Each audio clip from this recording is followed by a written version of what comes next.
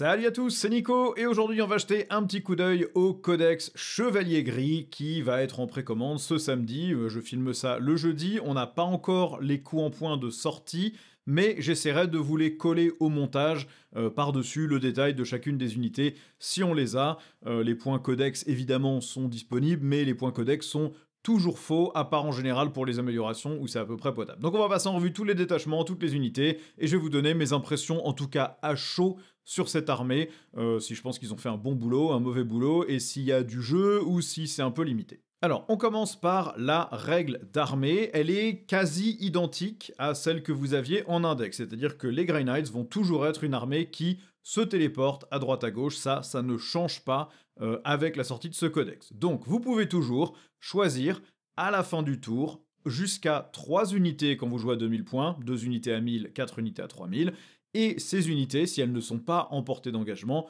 et que toutes les figurines de l'unité ont accès à l'ability Gate of Infinity, donc porte d'infinité, vous pouvez prendre ces unités et les remettre en réserve stratégique. Le changement, c'est que du coup, ces unités sont en réserve stratégique, vous n'êtes pas obligé de les redéployer à votre prochaine phase de mouvement, ça veut dire que vous pouvez garder certaines unités en réserve pour plus tard, pour de la menace, si vous n'en avez pas besoin directement, et donc, y a un petit peu plus de flexibilité là-dessus. Bon, je comprendrais que certains d'entre vous soient déçus, que vous n'ayez pas une règle à la Thousand Sons avec des pouvoirs psychiques qui seraient déclenchés au fur et à mesure. La téléportation, ça fait partie du lore des Chevaliers Gris, mais c'est peut-être pas le facteur identifiant de l'armée. Alors j'imagine que Games Workshop ne veut pas avoir 35 armées de sorciers qui ont chacun leur variante des rituels, mais là c'est vrai que ça enlève un petit peu de saveur à l'armée que de toujours pas retrouver accès à ces pouvoirs psychiques, c'est un peu dommage. On passe ensuite au détachement. Le premier, c'est Brotherhood Strike, donc la frappe de confrérie. La règle, elle est simple, à chaque fois qu'une unité de votre armée est posée sur la table en utilisant l'aptitude de frappe en profondeur, jusqu'à la fin du tour, cette unité va relancer les touches de 1 et relancer les blessures de 1. Donc évidemment, ça se combine très bien avec votre règle d'armée, puisque quasiment toutes les unités que vous allez vouloir reprendre en réserve et poser sur la table auront frappe en profondeur, et donc vous les posez, et vous relancez. Ça marche pour le tir, ça marche pour le corps à corps. Évidemment, pour le corps à corps, il vous faudra, dans la majeure partie des cas, des charges à 9, mais au moins pour le tir, vous gagnez des petites relances. C'est toujours un bonus qui est utile. On a souvent tendance à minimiser les relances des 1, mais quand vous touchez sur du 3+, ou du 2+, une relance des 1, ça stabilise quand même énormément. Au niveau des améliorations, on a d'abord la vague de bannissement, qui est une aptitude psychique. Chaque fois que l'unité du porteur est posée en utilisant l'aptitude de frappe en profondeur, vous jetez un D6 pour chaque unité ennemie dans les 12 pouces, c'est pas entièrement A, c'est dans les 12 pouces du porteur par contre, pas de toute son unité. Sur 2 à 5, vous faites une blessure mortelle, sur un 6, vous faites un des 3 blessures mortelles. Très anecdotique, vous allez effectivement vous téléporter, vous allez vous placer à 12 pouces de 2 unités, vous allez faire une BM dans la très grande majeure partie des cas. Vous pouvez aussi ne rien faire si vous faites un 1, au moins vous infligez pas de dégâts. Si vous avez les points pour mettre ça, vous pouvez. En points codex, cette amélioration vaut 20 points. Normalement, vous devriez avoir les coups là sur la droite. Si j'ai bien fait mon travail de montage, vous devriez les avoir ici. Donc cette amélioration, pour 20 points honnêtement, probablement un peu trop cher pour ce que ça fait. La seconde, c'est l'aura éblouissante. À chaque fois que l'unité du porteur est posée en utilisant l'aptitude de frappe en profondeur, jusqu'à la fin du tour, les ennemis ne peuvent pas vous tirer dessus en état d'alerte. Sur cette unité spécifique. Donc c'est bien, c'est jusqu'à la fin du tour, donc même si vous voulez charger après, on pourra toujours pas vous tirer sur un état d'alerte. Ça, c'est clairement plus intéressant à mon sens comme amélioration. Même si vous avez des profils relativement résistants, ça vous évite quand même de vous faire sécher par un tir en état d'alerte d'un Forge Fiend, d'un Ferro Centaurus ou des choses comme ça, qui, dans certains détachements ou certaines armées, peuvent faire super mal. Il y a des trucs qui Overwatch très fort, le fait de pouvoir se prémunir de ça, c'est très bien. Celle-ci, en point codex, en plus, ça n'est que 10 points. Je serais pas étonné qu'elle devienne plus chère parce qu'elle est clairement meilleure que la précédente, donc à mon avis, elle vaut plus de points. On a ensuite la pureté du devoir, la pureté du but. À chaque fois que le porteur, l'unité du porteur est posée en frappe en profondeur, comme toutes les améliorations précédentes, jusqu'à la fin du tour, vous pouvez relancer les jets de charge. Bon là, vous chargez à 9 dans la plupart des cas quand vous arrivez en FEP, donc la capacité de relancer ces charges, c'est intéressant. Maintenant, une charge à 9, même relançable, vous êtes en dessous d'une chance sur 2 de mémoire, ou un tout petit peu au-dessus, je crois que c'est un petit peu en dessous. Donc ça reste pas si évident que ça. Moi je sais qu'en jouant Deathwatch, j'ai des Terminators qui relancent les charges. Bon, ça passe pas systématiquement une charge à 9 avec relance.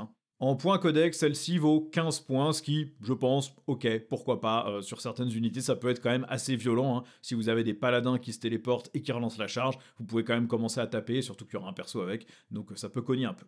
Et enfin, on a le tome des voies interdites. Pendant que le porteur est sur la table ou en réserve stratégique, ajoutez 1 au nombre d'unités de votre armée que vous pouvez utiliser avec la règle d'armée, c'est-à-dire les remettre en réserve stratégique. Bon, celui-là, je pense que vous avez envie de le prendre systématiquement. Il coûte 25 points, c'est un peu cher. À voir finalement dans les constitutions de liste, est-ce que dans ce détachement on aura besoin d'avoir du coup 4 unités qu'on peut renvoyer en réserve, ou est-ce que si on renvoie 4 unités en réserve, on déplume pas complètement la table et on se pénalise pas un peu? Sachant que vous avez quand même envie de réapparaître via la frappe en profondeur pour vos relances D1 à touche et à blesse, mais en même temps, 4 unités qui sortent de la table à la fin du tour adverse, il va falloir les repositionner à 9 pouces de l'ennemi, prendre des lignes de vue ou se poser à des endroits judicieux. Il faut quand même laisser des trucs sur les objectifs pour marquer des points. Bon, je sais pas si ça va vraiment être utile d'en avoir 4 au lieu de 3, mais ça vous donne en tout cas une latitude de jeu pour le moment où vous en avez besoin. Par contre, il faut que le porteur ne soit pas mort, et c'est 25 points. Alors, au niveau des stratagèmes de ce détachement, maintenant, le premier coûte 2 points de commandement, c'est la focalisation de vrai argent, d'argent réel.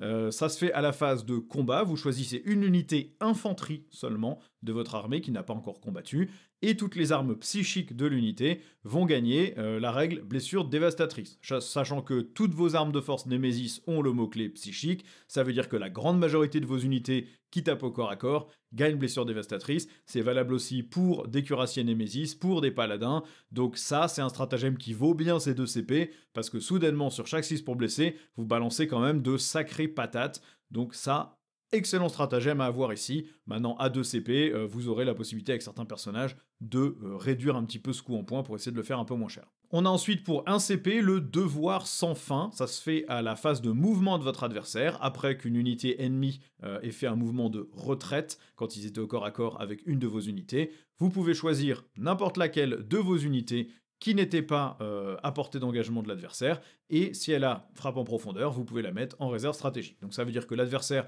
est venu au corps à corps, vous l'avez chargé, vous l'avez pas tué, l'adversaire se replie pour pouvoir vous tirer dessus, et bien à ce moment-là, vous reprenez votre unité, vous la mettez en réserve, et l'adversaire ne peut pas vous tirer dessus ou vous attaquer. Ça va soit empêcher l'adversaire de se replier, soit vous permettre juste de sauvegarder certaines unités qui n'auraient pas tué ce sur quoi elles ont tapé. Alors la plupart de vos trucs qui veulent aller au corps à corps vont globalement tuer la cible sur laquelle ils chargent, mais si vous avez rebondi ou si vous avez juste voulu engager quelque chose chez l'ennemi pour le gêner, et ben ça vous permet de vous assurer que vous ne perdez pas cette unité bêtement, et ça c'est toujours bien parce que vous n'avez pas de petites unités très peu chères pour faire ce genre de move, donc c'est bien. Le stratagème suivant, c'est manifestation de combat. Pour 1 point de commandement, vous prenez une unité chevalier gris que vous allez placer en frappe en profondeur et vous pouvez la mettre à, alors c'est écrit 3 pouces des unités ennemies, ça sera évidemment 6 pouces des unités ennemies, et vous ne pouvez pas déclarer de charge. Je pense que cette limitation restera aussi dans la version finale de ce stratagème, je pense que ça va juste passer de 3 à 6. Vous allez me dire, fais pas 6 comme ça sans charge, à quoi ça sert? Bah ça vous sert à potentiellement mettre un doigt de pied sur l'objectif. Si un adversaire s'était placé avec juste le bord de son socle sur un côté de l'objectif, bah vous pouvez aller mettre le bord de votre socle sur l'autre côté de l'objectif. À 6 pouces, ça rentre. Ça vous permet de placer vos unités dans des trous que l'adversaire a laissés, ça vous permet de vous rapprocher de l'adversaire, de le repousser chez lui, ou d'aller prendre de la place sur sa zone de déploiement s'il n'a pas bien écranté. Donc c'est un stratagème qui est toujours très utile, et puis n'oubliez pas, quand vous arrivez en frappe en profondeur, vous relancez les 1 pour toucher et pour blesser dans ce détachement, ce qui vous donne encore un petit peu plus de latitude de jeu. On a ensuite le voile brillant, le voile scintillant. Ça se fait à la phase de tir adverse, après qu'il ait choisi ses cibles. Vous prenez l'unité chevalier gris qui est ciblée par votre adversaire, et cette unité a la capacité discrétion. Donc en gros, c'est 1 CP pour un, -1 pour être touché. Bon, bah ça c'est toujours très bien. Il n'y a pas besoin de cibler un truc qui vient d'arriver en frappe en profondeur à ce tour-là ou au tour précédent non plus, donc très bien. Et puis bah, ça vous permet de faire tanker n'importe quoi, parce qu'il n'y a pas de limitation. Ça peut être un cuirassier, ça peut être des paladins, ça peut être un véhicule Space Marine, peu importe. Tout ce que vous avez dans votre armée qui a le mot-clé, -1 pour toucher, toujours très bon à prendre. Vous avez ensuite les protocoles de purge, ça c'est à votre phase de tir. Vous prenez une de vos unités qui est arrivée en frappe en profondeur et qui n'a pas encore tiré, et vous allez lui donner touche soutenue 1. Alors ça combotte pas trop mal avec une relance des 1, hein. Vous touchez en général à 3+, vous relancez les 1, vous pouvez aller pêcher quelques 6 par-ci par-là pour faire des touches soutenues, ou juste vous vous donnez un tout petit peu plus de volume de tir, c'est toujours bon à prendre.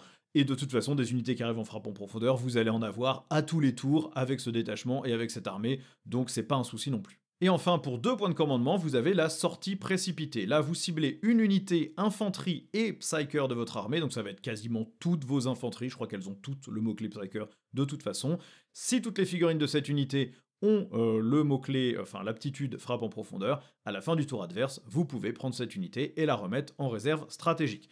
Ça compte en plus de celle que vous pouviez déjà reprendre à la fin du tour adverse.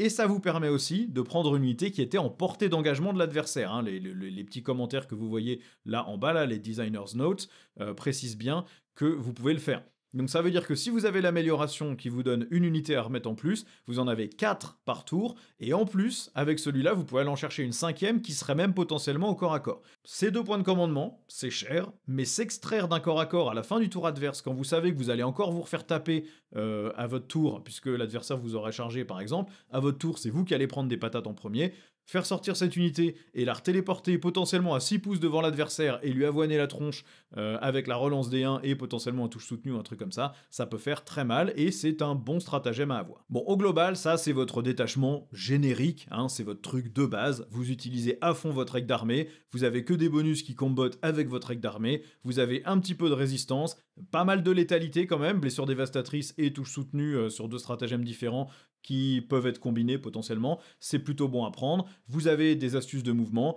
je trouve que c'est un détachement qui est solide et qui vous donne des options de jeu partout. Le détachement suivant, c'est le Conclave Saint. Ça vous donne seulement sur vos unités qui ont le mot-clé Terminator, donc c'est vos paladins et vos Terminators, et c'est tout. Ça leur donne la capacité de se replier, tirer et charger. C'est pas un mauvais bonus, surtout que c'est des unités qui cognent quand même assez violemment, ça vous donne de la latitude de jeu. Maintenant, le fait d'avoir que le repli, tir et charge, quand vous voyez certains autres détachements dans d'autres codex qui ont l'avance et charge, avance et tir, replier charge, replier tir sur certaines unités à mots-clés, là c'est vrai que ça aurait peut-être été un petit peu plus intéressant. Je trouve que le bonus est peut-être un petit peu limité, à voir après comment ça fonctionne. Au niveau des améliorations, on a l'œil de l'Augurium, celui-là vaut 25 points en prix codex. Une fois par round, le porteur peut utiliser cette amélioration. S'il le fait, vous ciblez l'unité du porteur avec tir en état d'alerte ou intervention héroïque à 0 point de commandement, même si vous avez déjà utilisé ces stratagèmes à ce tour. Ça, c'est très bon, parce que 2 tirs en état d'alerte dans un même tour, c'est vraiment très très fort. Vous pouvez, avec votre règle d'armée, vous placer exactement où vous voulez sur la table pour prendre des lignes de vue. Ce qui fait que dès qu'un adversaire va bouger un orteil dans ce détachement, vous allez pouvoir le cramer avec des lance-flammes ou avec du volume de tir, et ça va potentiellement faire mal. Donc la capacité d'avoir un tir en état d'alerte gratos, même si vous l'avez déjà utilisé ailleurs, ça c'est vraiment super fort. L'intervention héroïque, faut pas l'oublier, c'est pareil, vous pouvez utiliser vos frappes en profondeur pour placer vos figurines, vos unités, à portée d'intervention héroïque les unes des autres. S'il y a un truc qui a l'air d'être menacé par l'adversaire, vous pouvez venir placer une de vos unités en frappant en profondeur juste derrière, et du coup la faire intervention héroïque pour 0 PC au tour d'après. Il y a des astuces de jeu qui fonctionnent très bien comme ça, faut pas négliger ça du tout. L'amélioration suivante, c'est le jugement sans issue, jugement inéchappable, c'est pas vraiment un mot français, ça coûte 20 points. À chaque fois qu'une unité ennemie veut se désengager de l'unité du porteur, vous pouvez décider d'utiliser cette amélioration, vous jetez un dé, de 2 à 5 vous faites un D3 blessures mortelles, sur un 6 vous faites D3 plus 3 blessures mortelles. Ces blessures mortelles sont considérées comme psychiques, ce qui peut avoir de l'importance, certains détachements ont de la résistance aux blessures mortelles ou aux attaques psychiques. Bon, ça c'est sympatoche, ça veut dire que vous allez cliquer l'adversaire avec des grosses unités, et quand il va vouloir se barrer pour pas se faire découper tour par tour, il va prendre des blessures en plus. C'est très efficace si vous allez choper par exemple des chevaliers impériaux, chevaliers du chaos, des gros primarques, des gros véhicules, des choses comme ça, qui vont vouloir se désengager pour tirer avec des armes qui souvent ont le mot-clé blast. Ils vont vouloir vous tirer dedans, en se désengageant, ils vont prendre des blessures mortelles. Ça peut suffire à les tuer, ou ça peut suffire à les passer en profil dégressif. Il y a de l'intérêt à cette amélioration. Maintenant à 20 points, c'est peut-être un peu cher. Vous avez ensuite le Faucheur Sanctifié, ça va seulement sur un personnage Terminator, et vous ajoutez 3 à la caractéristique d'attaque des armes de mêlée du porteur. Ça, c'est très bon, et en plus, c'est marqué qu'à 15 points dans le codex. Hein, vous avez des unités, vous avez des personnages qui cognent quand même pas trop mal avec les armes Nemesis, hein, c'est sur un grand maître en armure Terminator, vous avez 5 attaques qui touchent à 2, force 6, PA-2, dégâts 2, donc vous passez en 8 attaques, force 6, PA-2, dégâts 2, et en plus, une fois par bataille, vous pouvez l'énerver pour qu'il ait encore 3 attaques de plus, et 3 à la force. Ce qui veut dire que vous passez soudainement à 11 attaques, 2 force 9, PA-2, dégâts 2, une fois par bataille. Là, ça rigole plus du tout. Sinon, sur un capitaine, il a un peu moins d'attaques. Par contre, il peut relancer les jets de blessure sur toutes ses attaques. Donc, passer à 7 attaques, force 6, PA-2, dégâts 2, avec relance des blessures, quand vous touchez à 2+, c'est pas si mal. Et enfin, vous avez les munitions Nemesis, là encore, seulement sur un personnage Terminator. À chaque fois que vous ciblez l'unité du porteur avec le stratagème tir en état d'alerte, vous touchez sur des 5+, au lieu de toucher sur des 6 seulement. Ce qui veut dire que dans ce détachement, vous pouvez quand même avoir une unité qui fait un tir en état d'alerte sur 5+, et une autre unité qui fait un tir en état d'alerte gratos dans le même round. Ça commence à faire un petit peu mal. Bon, faut voir que les unités qui pourront être rejointes par un personnage Terminator, c'est vos Terminators ou vos Paladins. C'est des unités qui vont avoir 3 armes qui sont vraiment intéressantes en Overwatch sur une unité de 10, mais vous prenez par exemple soit 3 lance-flammes lourds, là vous n'avez pas besoin de la touche à 5+, mais si vous prenez 3 psycanons au total, hein, avec celui qui a la bannière plus 2 autres qui auraient des psycanons, soudainement, vous vous retrouvez à faire quand même 9 tirs de psycanon en tir en état d'alerte qui touchent sur des 5, donc c'est pas débile, ou alors 18 tirs de silencer, là c'est de la force 5 pas 0 dégâts, mais vous avez touche soutenue et précision dessus, et là vous touchez sur des 5 aussi, donc il y a quand même un intérêt à le faire. L'amélioration en question vaut 10 points, ce qui pour moi vaut le coup si vous les avez disponibles. Alors, au niveau des stratagèmes, le premier, pour un point de commandement, c'est les géants du champ de bataille. Ça se fait à la phase de combat. Vous prenez une unité Terminator qui n'a pas encore frappé, et vous lui donnez plus une attaque sur toutes les armes de mêlée de toutes les figurines de l'unité, y compris le personnage qui a rejoint l'unité. Hein. Donc si vous avez le perso avec l'amélioration plus 3 attaques, qui s'énerve pour passer en 11 attaques, en fait il en a 12, et ensuite tous vos Terminators et tous vos Paladins gagnent une attaque supplémentaire aussi. Ça veut dire que chacun de vos Terminators passe quand même à 5 attaques, qui touchent à 2 de force 6, PA-2, dégâts 2. Bon, ça envoie quand même de la purée. Hein. Si vous avez chargé avec une escouade de 10, hein, vous faites quand même 50 attaques de PA-2, dégâts 2, plus les attaques du personnage, ça peut faire des sacrés trous. Alors certes c'est cher, mais ça fait des trous. Ensuite, vous avez piétiné-les pour un point de commandement. À votre phase de charge, après que vous ayez fini une charge avec une unité de Terminator, vous choisissez une unité ennemie à portée d'engagement, vous jetez un dé pour chaque figurine de votre unité qui est en portée d'engagement. Sur chaque 4+, vous faites une blessure mortelle, sur un maximum de 6. Donc en gros, vous faites une espèce de tank shock, sauf qu'au lieu de prendre l'endurance d'un modèle, vous prenez le nombre de modèles qui est en portée d'engagement, donc à 1 pouce de l'adversaire. Efficace, là encore, hein, vous chargez avec une unité de 10 Totor, vous allez probablement réussir à en caser au moins 5 ou 6, donc vous faites au moins 3 BM. Pour un point de commandement, ça peut vous suffire pour vraiment mettre un petit dégât dans une unité qui vous frapperait en premier, ou juste attendrir un peu le truc et vous assurer que la masse d'attaque que vous avez derrière fonctionne pas mal. Ou si vous chargez un truc que vous aurez du mal à blesser avec votre force 6, potentiellement vous lui faites quand même un petit peu de trou avant, ce qui est toujours bon. Vous avez ensuite fidélité sans fin, ça se fait sur une unité infanterie chevalier gris, pas forcément que Terminator, à la phase de tir adverse ou à la phase de corps à corps, c'est une unité qui se fait attaquer par l'ennemi, et ça vous donne globalement un combat en mourant sur 4+. Bon, on va pas repasser dessus, combat en mourant c'est bien, la version à 2 CP qui le fait automatiquement est meilleure, la version 1 CP sur un 4+, c'est pas ridicule non plus, ça vous permet de vous assurer que vous mettez au moins la moitié de vos attaques dans le tas, c'est toujours sympa à prendre. Ensuite, pour un CP, vous avez les stratégies précognitives. À la phase de mouvement adverse, après qu'une unité ennemie ait fini un mouvement normal d'avance ou de retraite, vous prenez une unité infanterie qui est à 9 pouces de cette unité ennemie, et vous pouvez faire un mouvement normal, mais seulement de D6 pouces. Bon, vous allez jouer probablement dans ce détachement beaucoup de Terminators, vous allez sans doute avoir envie de les faire bouger un peu. À mon sens, vous vous rapprochez de l'adversaire de D6 pouces, ou vous vous remettez derrière un mur si vous avez envie, mais c'est que D6, donc des fois vous allez faire un, vos socles passeront pas, vous n'allez pas vraiment avancer, ou vous n'allez pas reprendre un objectif, mais il y a plein de cas où ça vaudra le coup de le tenter.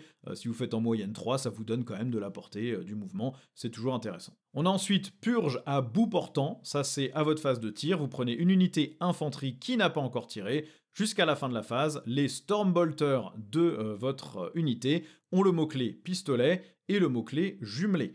Bon, pistolet, bah c'est bien, ça veut dire que même si vous êtes engagé au corps à corps, vous pouvez tirer dans l'unité ennemie avec laquelle vous êtes au close, donc c'est bien. Et en plus, jumelé, bah comme vos Stormbolters c'est force 4, c'est quand même pas mal de pouvoir relancer ça, puisque vous allez blesser la majeure partie des trucs sur du 4+, ou du 5+. Bon, compte de l'endurance 3, je pense que si vous êtes au corps à corps avec eux, ils sont déjà morts. Donc la question est, est-ce que vous avez vraiment besoin de ça pour votre phase de tir, pour rajouter encore du volume de tir? Ça peut vous permettre potentiellement de vous désengager d'une unité où il restait 2 figurines. Vous tirez dans l'art avec vos Stormbolters, vous tuez les derniers PV qui manquent, et du coup vous êtes libre à votre phase de charge pour aller engager quelque chose d'autre. C'est à mon sens le cas d'utilisation le plus utile. Je pense que c'est là que ça sert le plus. Et enfin, pour un point de commandement, vous avez la volonté étincelante à la phase de tir de l'adversaire. Vous prenez une unité infanterie chevalier gris qui est ciblée par ces tirs jusqu'à la fin de la phase. Si la force de l'adversaire est supérieure à votre endurance, vous avez -1 pour être blessé. Donc vos Terminators ont assez facilement -1 pour être blessé, mais ça marche aussi sur toutes les autres unités d'infanterie que vous auriez. Ça, pour un CP, c'est un très bon stratagème à avoir, ça vous donne de la résistance.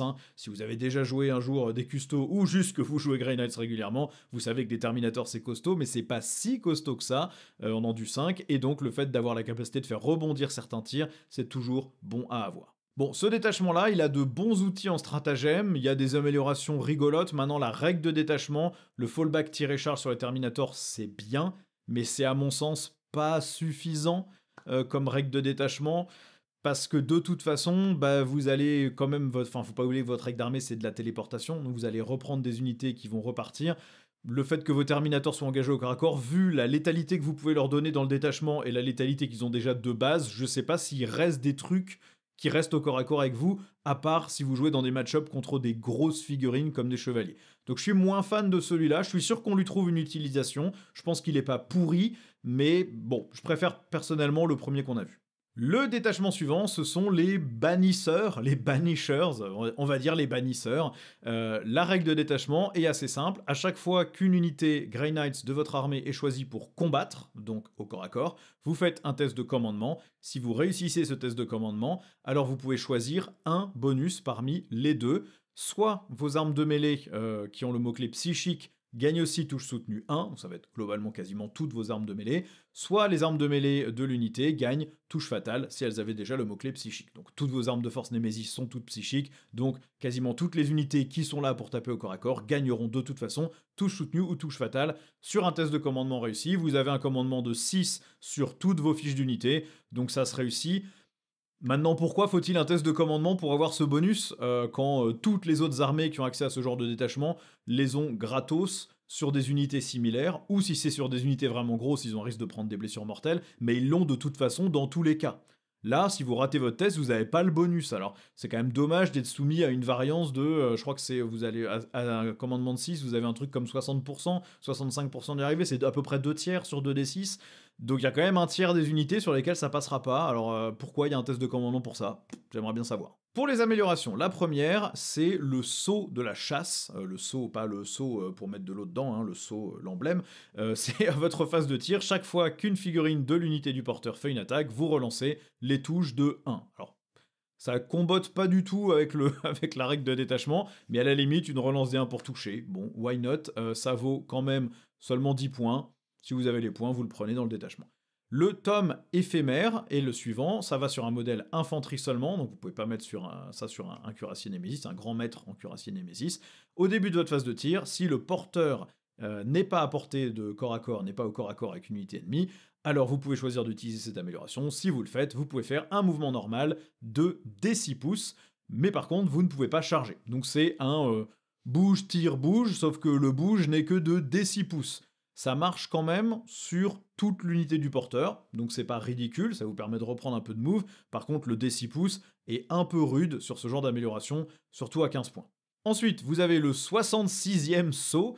Là, ça va sur n'importe quelle figurine Grey Knights. À votre phase de tir, à chaque fois qu'une figurine dans l'unité du porteur fait une attaque, vous avez +1 en PA. Celui-là, il est super bien, ça vaut 25 points, c'est un peu cher, mais par contre, augmenter la PA de toutes vos armes, c'est au top. Ça veut dire que vos Stormbolters passent PA-1, ça veut dire que vos lance-flammes lourds passent PA-2, ça veut dire que vos psy-canons passent en -2, ça veut dire que votre Psylancer passe en -1, bref, vous avez quand même des armes qui peuvent cogner fort mais qui manquent clairement de PA sur toutes les datasheets. Le fait de pouvoir avoir ce petit bonus là, ça vaut carrément le coup. Malheureusement, c'est que sur une unité qui aurait un personnage dedans. Et ensuite, vous avez la flamme âme, l'âme de flamme pour 20 points. C'est une aptitude psychique. Au début de votre phase de tir, le porteur peut utiliser cette amélioration. S'il décide de le faire, vous choisissez une unité ennemie dans les 24 pouces de cette unité est visible du porteur. Enfin, dans les 24 pouces du porteur, d'ailleurs, pas de son unité, est visible du porteur. Cette unité prend un des 3 blessures mortelles.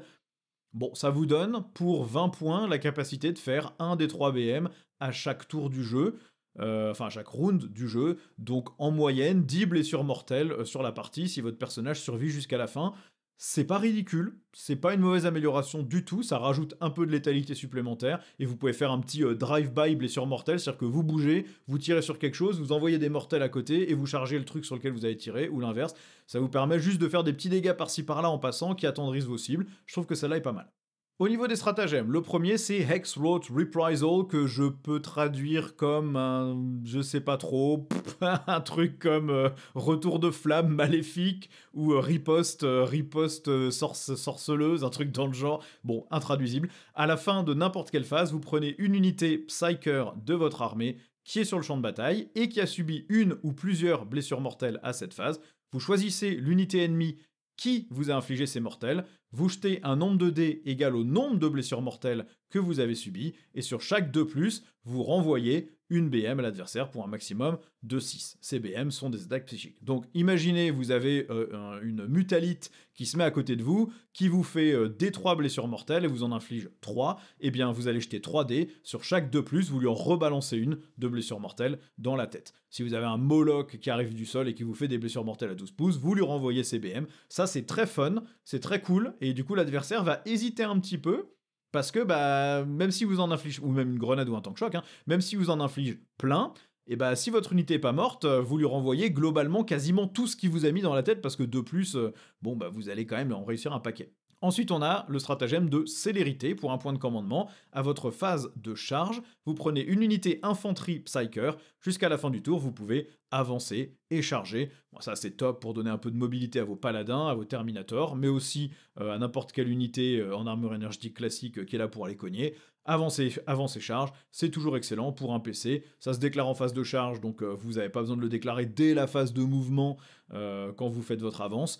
Ce qui veut dire que vous pouvez avancer sans vous poser la question pour vous mettre au plus près de l'ennemi, donc c'est le bon déclencheur pour avoir ça. On a ensuite le champ de protection. Dès que l'adversaire vous tire dessus ou vous fait une attaque de corps à corps, quand il vient de déclarer cette cible, vous prenez une unité Psyker de votre armée et vous lui donnez un Feel No Pain, donc un insensible à la douleur à 5+, contre les attaques qui sont dégâts 1 par contre.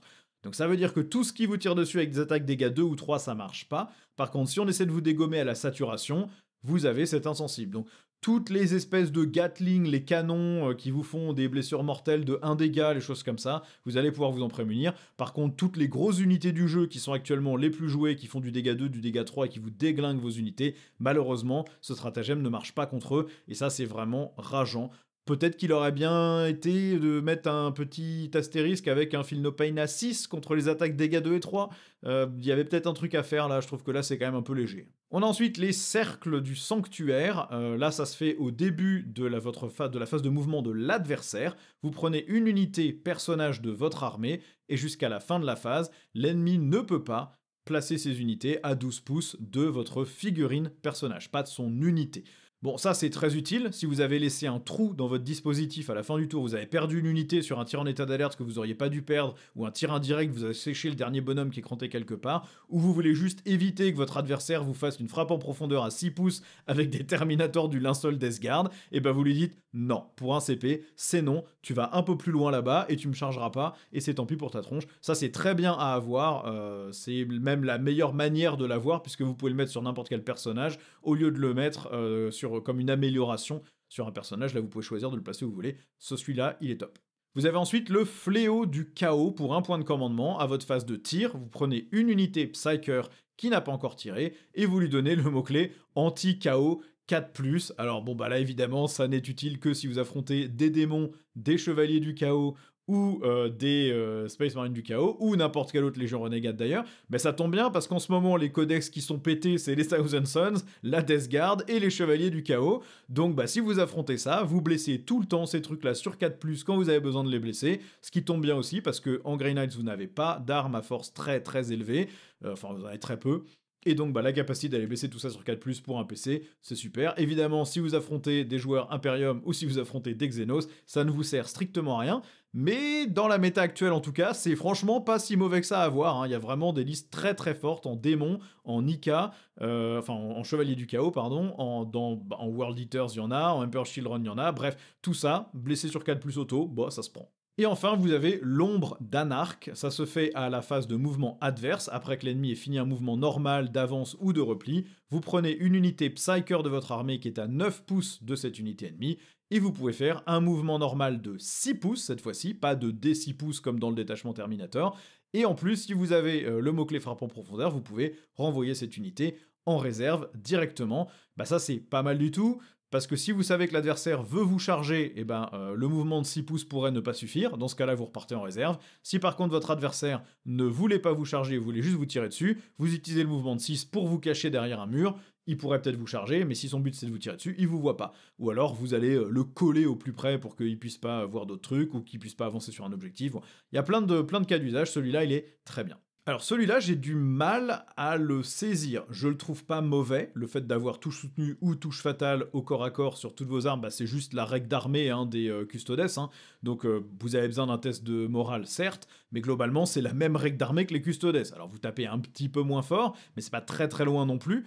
Sur des unités qui cognent comme ça en force 6, pas à moins 2 dégâts 2, c'est pas mal. Vous avez des améliorations qui font le café.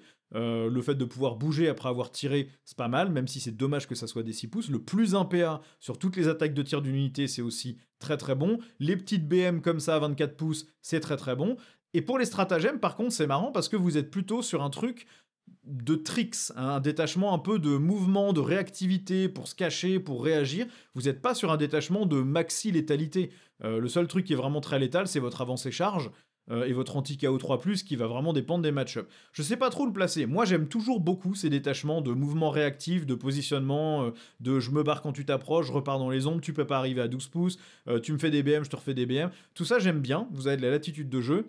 Maintenant, je sais pas si c'est le meilleur détachement du codex. Moi, en tout cas, je le trouve très sympa, celui-là. Là, pour le coup, ça donne un peu envie de jouer l'armée parce que vous avez vraiment un jeu intelligent sur la table. On a ensuite, comme détachement, le fer de lance sanctifié ou sanctique. À chaque fois qu'un véhicule Grey Knights de votre armée fait une avance, il bouge automatiquement de 6 pouces au lieu de devoir jeter le dé pour cette avance. Et jusqu'à la fin du tour, les armes équipées par ces véhicules ont la capacité assaut. Le détachement suivant, c'est le fer de lance sanctique. À chaque fois qu'un de vos véhicules fait un mouvement d'avance, vous jetez pas le dé, vous bougez juste de 6 pouces direct et en plus vous gagnez assaut sur toutes vos armes. Alors, en véhicule, vous avez évidemment le cuirassier Nemesis, hein, qui est véhicule et marcheur, mais vous avez aussi les Land Raiders, les Razorback, les Rhinos. Donc, un Rhino qui bouge à 6 et qui peut faire du pont de tir en ayant Advance, pourquoi pas. Un cuirassier Nemesis qui bouge de 6 de plus et qui tire, c'est toujours bon à prendre aussi. Donc, si vous avez envie de jouer vos gros porte-bébés et que vous avez envie d'avoir plus de mobilité sur la table, ce détachement-là vous donne en tout cas une règle de détachement qui vous permet de jouer comme ça. En termes d'amélioration, on a guidé par le devoir. Ça va sur un marcheur seulement, donc un cuirassier Némésis, un grand maître en armure Némésis. À chaque fois que le porteur engage ou consolide, il peut bouger de 6 pouces au lieu de 3. Ça vous coûte 10 points. Vous le prenez, je pense, à chaque fois, parce que la consolidation à 6, sur un truc comme ça, c'est ultra pénible. Un grand maître en armure Némésis, c'est OC4. Donc consolider à 6 pouces pour mettre 4 d'OC sur un objectif, ça rigole pas trop. En général, vous avez plus d'OC que ce qu'il y a dessus, sauf si l'adversaire a une unité ligne ou une unité de 5 figurines qui est encore intacte. Mais si vous êtes à 6 pouces d'un cuirassier Némésis, vous êtes sans doute pas intact. Et sinon, juste la capacité d'aller consolider à 6 pouces dans une autre unité pour la coincer, d'aller sur un objectif sans restriction, c'est super bien. Ça, franchement, si vous avez 10 points, faut le prendre. On a ensuite le focus de rapidité, ça va sur une figurine infanterie seulement. À votre phase de mouvement, à chaque fois que le porteur désembarque, enfin que l'unité du porteur désembarque d'un transport, elle peut relancer les jets de charge jusqu'à la fin du tour. Ça c'est pas mal. Ça peut servir, maintenant c'est 15 points, et en général quand vous jouez des transports, vous débarquez du transport avant qu'il ait bougé, parce que sinon vous n'avez pas le droit de charger, sauf si vous jouez avec un Land Rider. Vous débarquez du transport, vous bougez, et ensuite vous chargez. Donc vous avez déjà 3 pouces pour sortir du transport, et ensuite vous bougez en général de 6, donc vous avez déjà 9, et ensuite vous avez une charge en moyenne à 7. Vous avez une portée de menace qui en général est quand même largement suffisante. Maintenant la relance des charges vous permet de stabiliser ça. Comme c'est un détachement pour des choses embarquées dans les transports, on prend, c'est bien. Vous avez ensuite le saut d'exigence, ça va sur n'importe quel personnage, c'est une seule fois par bataille, à la phase de tir adverse. Quand l'unité du porteur est choisie comme la cible d'une attaque de tir, vous pouvez reprendre l'unité du porteur du champ de bataille et le redéplacer n'importe où à 9 pouces, enfin à plus de 9 pouces des unités ennemies. Et du coup, si votre unité n'est plus éligible pour se faire tirer dessus, alors évidemment, votre adversaire peut choisir une nouvelle cible pour n'importe quelle attaque qui vous avait ciblée originellement. Il perd pas ses tirs. Mais ça veut dire qu'une fois par bataille, pour 30 points, vous pouvez empêcher l'adversaire de vous tirer dessus, mais en plus, potentiellement, venir vous placer à un endroit qui est ultra chiant pour lui. Hein, vous avez un adversaire qui s'est barré de son objectif, qui était sticky, pour venir vous embêter, bah, il vous tire dessus, vous téléportez sur son objectif et vous lui reprenez direct. Ça, sur des tours 5, quand il reste peu de ressources à l'adversaire et qui se sent obligé de faire sortir une grosse unité de chez lui, qui sorte son objectif pour aller faire une action à la con pour marquer un secondaire, et bah c'était la mauvaise décision. Soudainement, vous téléportez en plein milieu de son tour, directement sur son objectif chez lui. Ça vous donne une réactivité qui est super, ça vaut largement les 30 points, c'est très très bien. Et enfin, on a le Spiritus Machina, ça vous coûtera 25 points, ça va sur une figurine infanterie seulement. À votre phase de tir, à chaque fois que l'unité du porteur est sélectionnée pour tirer, si l'unité du porteur a débarqué d'un transport, jusqu'à la fin de la phase, vous relancez les blessures. Bon, c'est un peu cher, mais cela dit, la relance complète des blessures à chaque fois que vous débarquez d'un transport, c'est quand même loin d'être ridicule. Donc celle-là, à mon avis, est intéressante. Globalement, je trouve toutes les améliorations de ce détachement intéressantes. Peut-être un peu moins la relance des charges quand on débarque d'un transport, parce qu'en général, vous vous positionnez de manière à ce que la charge soit pas vraiment trop ratable. Mais cela dit, je pense qu'elles valent tout le coup d'être testées.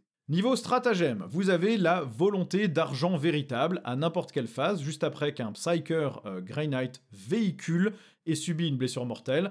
Ce véhicule Psyker Grey Knight a un insensible à la douleur à 4+, contre les blessures mortelles. Donc ça va marcher sur vos cuirassiers Némésis, mais aussi sur vos dreadnoughts vénérables. Le fait d'avoir un insensible à 4 contre les blessures mortelles, ça vous protège des grenades, ça vous protège des tank chocs, enfin ça vous protège un peu, et ça vous protège aussi des blessures mortelles qui ont fleuri, hein, quand même, côté Thousand Sons, il y en a quand même pas mal côté Death Guard aussi, donc c'est intéressant dans la méta actuelle d'avoir accès à ça. Ensuite, vous avez assaut redoublé. Là, c'est pour un point de commandement aussi. Juste après qu'un véhicule de votre armée ait fait un mouvement de repli, eh bien, il peut quand même tirer et charger. Ça marche avec n'importe quel véhicule, donc ça, c'est très très bon à prendre. Hein. Vous désengagez votre cuirassier, vous explosez l'adversaire au tir, ensuite vous rechargez autre chose, ou vous rechargez dans la même chose. Vous désengagez un de vos véhicules qui aurait été cliqué par l'adversaire et vous le défoncez derrière. Il y a plein de trucs très intéressants à faire avec ça pour un PC. Top, pour un détachement véhicule, indispensable. Vous avez ensuite les cibles de classe Abominus pour un point de commandement. À votre phase de tir ou à la phase de combat, une unité chevalier gris qui n'a pas encore tiré ou pas encore combattu, jusqu'à la fin de la phase, a un +1 pour blesser sur les monstres et véhicules. En gros, vous avez un +1 pour blesser sur les monstres et véhicules au tir ou au cac sur n'importe quelle unité de votre armée. Ça, c'est bien. On est dans une méta dominée par les chevaliers impériaux et les chevaliers du chaos. Le +1 pour blesser dessus, c'est exceptionnel, surtout dans une armée qui manque un peu d'armes avec de la grosse force. Hein. Vous avez vos cuirassiers et vous avez quelques tanks. À part ça, vous n'avez pas. Hein. Vous avez des psy-canons force 8. Donc le +1 pour blesser là-dessus, c'est vraiment exceptionnel. Sur vos armes de force qui sont force 6, bah, ça veut dire que vous allez quand même blesser des chevaliers impériaux sur du 4+, puisque vous les blessez sur des 5, vu qu'ils sont endurance 11 maintenant. Donc il y a quand même des trucs qui rigolent pas trop, hein. Ça peut faire du volume, ça peut vraiment faire mal. Ensuite, vous avez la vague de force pour un point de commandement aussi, à votre phase de mouvement ou de charge. Vous prenez un véhicule de votre armée qui n'a pas encore bougé ou chargé. Jusqu'à la fin de la phase, à chaque fois que votre unité fait un mouvement normal d'avance ou de charge, vous pouvez traverser les murs. Donc en gros, vos véhicules, soit en phase de move, soit en phase de charge, peuvent traverser les ruines, du moment évidemment que votre socle passe de l'autre côté. Bon bah ça, quand vous jouez des cuirassiers, quand vous jouez des dreadnoughts, quand vous jouez même des tanks, hein, ça veut dire que vos rhinos ou vos land raiders peuvent passer à travers les ruines, et donc venir soit avoiner, soit débarquer quelqu'un, et potentiellement chargé du coup depuis un Land Rider. Donc il y a des trucs intéressants à faire avec ça. Dans un détachement véhicule, c'est de toute façon indispensable comme stratagème, donc c'est bien de l'avoir. Vous avez ensuite l'armure égide pour un point de commandement. Vous ciblez un véhicule Psyker Grey Knights à votre phase de co et il regagne 3 PV. Donc bah là, vous prenez un de vos Dreadnought ou un de vos Cuirassiers Nemesis et vous leur donnez 3 PV comme ça. C'est pas D3, c'est pas un jet, c'est 3 PV pour un PC. Bah c'est bien, c'est très bien même. Ça, c'est vraiment très très cool à avoir et bah, ça vous permet de garder un petit peu plus d'unité dans le jeu. Hein. On vous avait laissé un PEV, bah vous êtes à 4. On vous avait laissé en dessous de votre demi-vie, vous étiez en dégressif, et bah vous repassez au-dessus et vous retrouvez votre pleine touche. C'est très très cool. Et enfin, pour un PC, on a la colère d'argent à votre phase de charge. Après qu'un véhicule ait fini un mouvement de charge, toutes les unités à 3 pouces doivent faire un test d'ébranlement à -1. Ça, c'est utile pour éviter à l'adversaire de se mettre un stratagème. C'est utile pour empêcher l'adversaire de contrôler un objectif et du coup d'aller scorer des secondaires. Si vous êtes joueur 2 et que c'est votre dernier tour, ça vous permet aussi potentiellement de reprendre un objectif à l'adversaire sur un test d'ébranlement à -1. Ça sera situationnel, mais il y a plein de cas où c'est utile et c'est toutes les unités à 3 pouces de votre véhicule, ce qui fait que potentiellement si l'adversaire s'est un peu groupé, et ben vous pouvez vraiment faire un petit effet de masse si vous avez un peu de chance. Bon, ce détachement, comme tous les détachements très focalisés véhicules, il va vraiment vivre ou mourir en fonction des coups en points de vos cuirassiers Némésis, de vos dreadnoughts vénérables, etc. C'est pas dit que ça soit le meilleur du jeu. Maintenant, on est dans une méta qui est dominée par des chevaliers impériaux, des chevaliers du chaos. Le fait d'avoir un +1 pour blesser, pour aller les choper un peu plus facilement, avec déjà des profils qui sont assez gros, de pouvoir vous soigner, de passer à travers les murs. Il y a des trucs quand même intéressants, je trouve, à faire dans ce détachement. Je sais pas si c'est le plus puissant, mais en tout cas, dans la méta actuelle, c'est peut-être celui vers lequel je me tournerais principalement pour être sûr de pouvoir gérer les gros chevaliers. Je pense que c'est pas mal. Et enfin, on a le détachement de la Force Augurium. Là, votre règle d'armée, c'est qu'à partir du deuxième round de bataille, au début de votre phase de mouvement, si vous n'aviez pas choisi le nombre maximum d'unités qui ont utilisé votre aptitude d'armée pour revenir en réserve à la fin du tour précédent de l'adversaire, donc à la fin du tour 1, vous pouvez choisir une unité chevalier gris qui est sur le champ de bataille, qui aurait pu être sélectionnée comme cible de cette aptitude d'armée, donc qui n'était pas en portée d'engagement, quoi, et vous pouvez la remettre en réserve stratégique. Donc ça, c'est au début de votre phase de mouvement. Donc en gros, vous avez droit à 3 unités qui reviennent en réserve à la fin du tour adverse.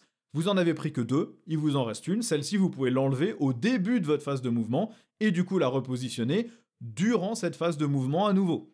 Ça vous donne beaucoup plus de latitude sur ces mouvements, puisque vous pouvez décider de quelle unité vous allez reprendre après avoir tiré vos secondaires, après avoir vu si vous aviez raté certains tests d'ébranlement, des choses comme ça.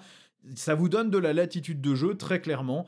Si vous avez vu votre adversaire utiliser un stratagème durant votre phase de co qui risque de vous embêter, il y a plein de choses que vous pouvez aller chercher. Donc vous en reprenez que 2 à la fin du tour ennemi, vous en gardez toujours un de plus en stock comme ça, et bah, vous allez la récupérer en plus au début de votre phase de move pour la replacer à un endroit plus intéressant pour vous après. Ça vous permet presque de faire des espèces de petits sauts de puce comme ça, qui sont, je trouve, vraiment cool. Ça, j'aime beaucoup comme règle, c'est très flexible. Vous augmentez pas du tout votre létalité, mais vous augmentez beaucoup votre capacité à bouger sur la table. Alors, niveau amélioration, on commence par le grimoire des conjonctions, ça vaut 10 points. Une fois par bataille, au début de la phase de combat, vous pouvez utiliser cette amélioration, et ça donne +4 à la force des armes de mêlée équipées par le porteur. Donc ça veut dire des armes de force Némésis qui passent force 10. Si vous avez c'est votre grand maître en armure Terminator qui peut s'énerver à +3 attaques, +3 en force de mémoire, ça veut dire que là vous passez en 8 attaques de force 13, PA -2, dégâts 2.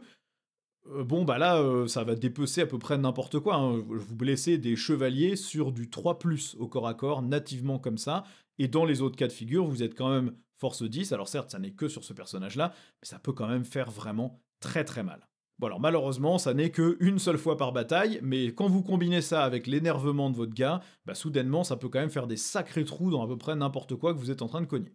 On a ensuite le bouclier de prophétie qui lui vaut 20 points. Une fois par bataille, au début du round de bataille, vous utilisez cette amélioration et ça donne +2 à l'endurance jusqu'à la fin du round à toutes les figurines de l'unité. Donc ça veut dire qu'il faut que vous le décidiez. Si vous êtes joueur 1 et que vous savez que vous risquez de vous prendre une sauce au tour 2, il faut que vous le décidiez, pendant le tour de votre adversaire, il faut que vous le déclariez durant votre propre phase de commandement, au début du round. Si vous êtes joueur 2, là encore, il faut savoir que l'adversaire va venir vous taper. Donc ça se crame à un moment qui est pas très opportun.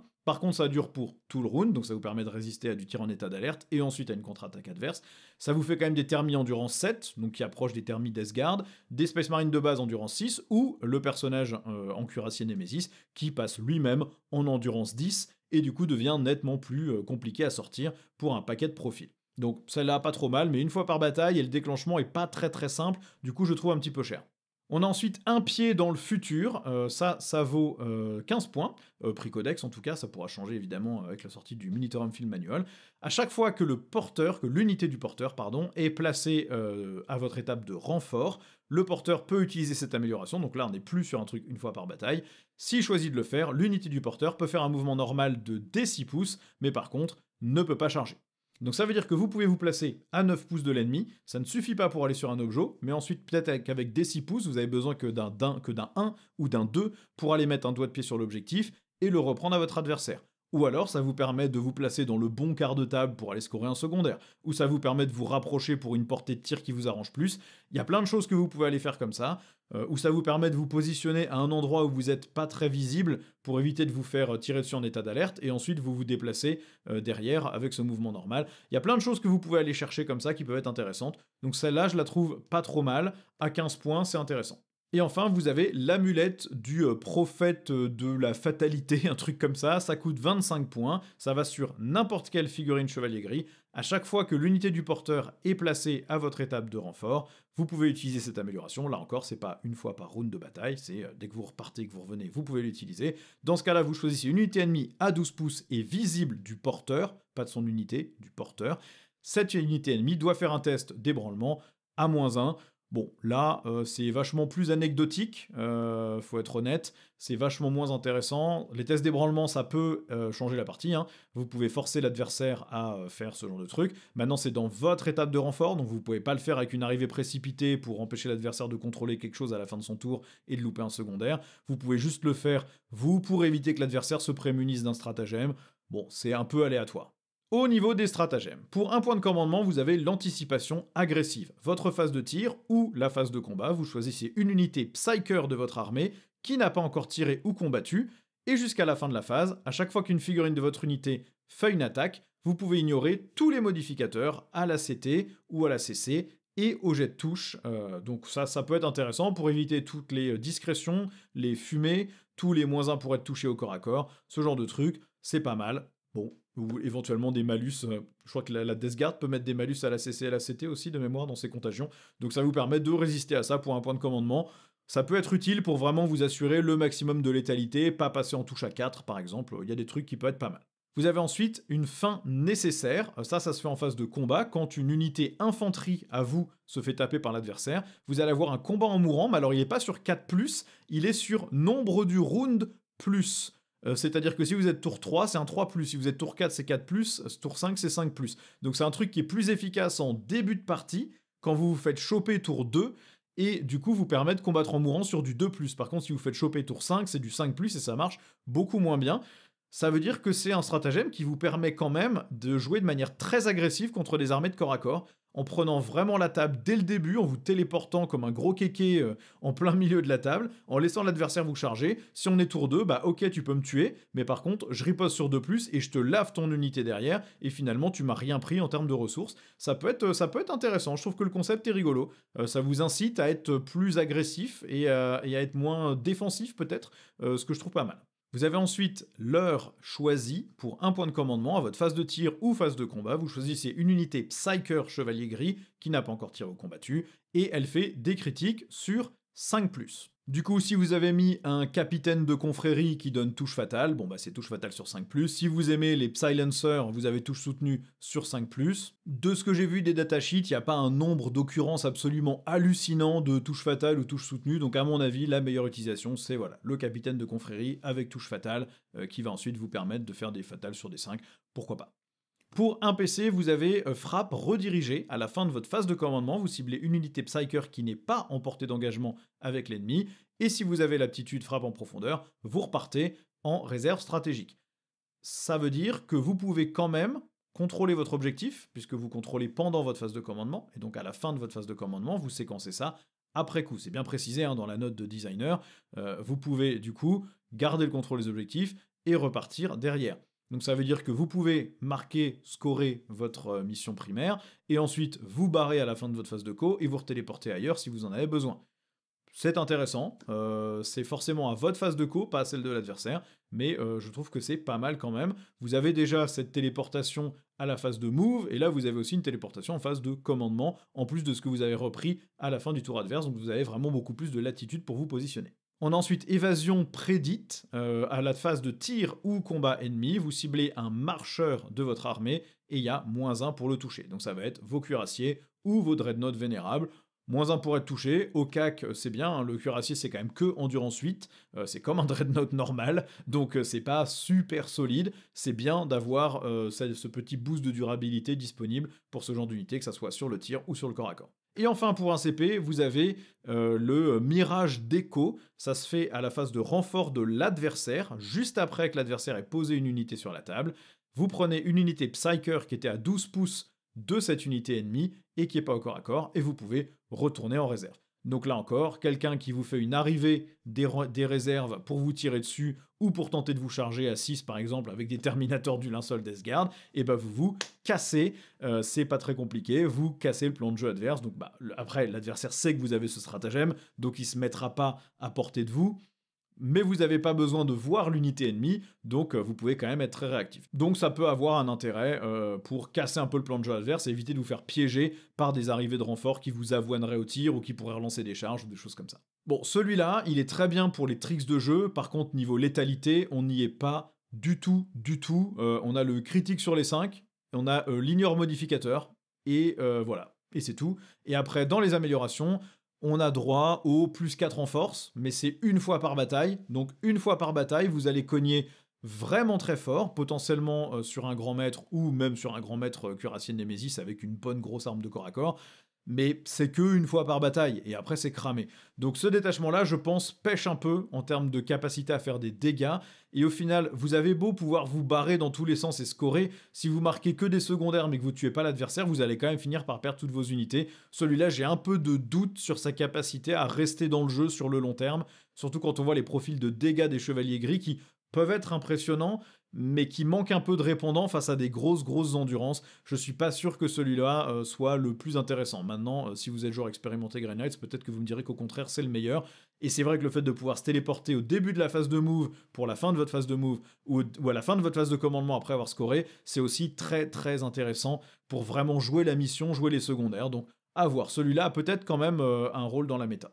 On passe maintenant aux unités. Alors déjà, vous ne gagnez pas de nouvelles fiches d'unités, même si vous avez de nouvelles options d'armes pour les cuirassiers et le grand maître Némésis. Par contre, vous perdez Kaldor Drago, c'est quand même votre maître de chapitre. Sa figurine était certes infecte, mais bon, c'est un peu dommage qu'il soit plus là. Ils auraient pu quand même se fendre d'une refonte de cette figurine pour la sortie du codex, c'est quand même très décevant. Vous perdez aussi le frère Capitaine Stern, et évidemment les serviteurs, comme tout le monde. Donc là, pour vous, c'est quand même une nette perte, 3 datasheets de moins dans le codex.